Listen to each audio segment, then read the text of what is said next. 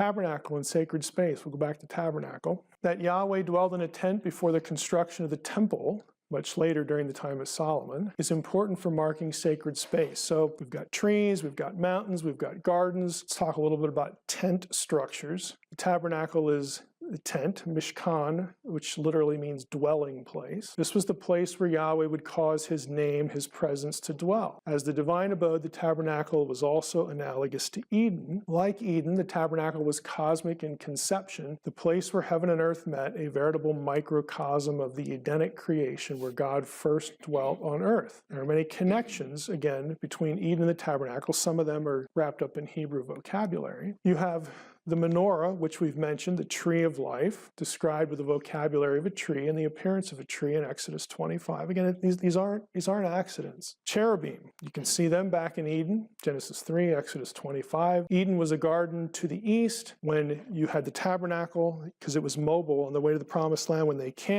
camp in a certain order. The tabernacle would face east. The temple is going to face east. It's not an arbitrary set of directions. It's to make you think of the garden to the east. It's looking to that place conceptually. There's gold in there in the tabernacle, onyx stones. Again, that's part of the description of Eden. The tent dwelling itself, again, it would have spoken a lot to ancient Israelites, because in other cultures, you would have deities dwell in tents. Why? Because it was a patriarchal culture. If you were the big honcho, the sheik, the chief, whatever you want to call him, if you were living in this environment, the kind of environment that the tabernacle was designed to not withstand, but just it was the kind of thing you had to make because you had a journey to make with it. Your leader would live in a tent. Even when you had settled cities in Egypt and Mesopotamia, there were certain festivals at the time of the year that they would actually erect tents on the top of ziggurats or inside temples. It was just it was part of the trappings of divinity and, depending on how you designed it, of royalty as well. This would have been a familiar, sort of pattern. Moses was actually told to construct the tabernacle and its equipment according to the pattern shown to him by Yahweh on the mountain. And again, some of the cross-references here, you can get the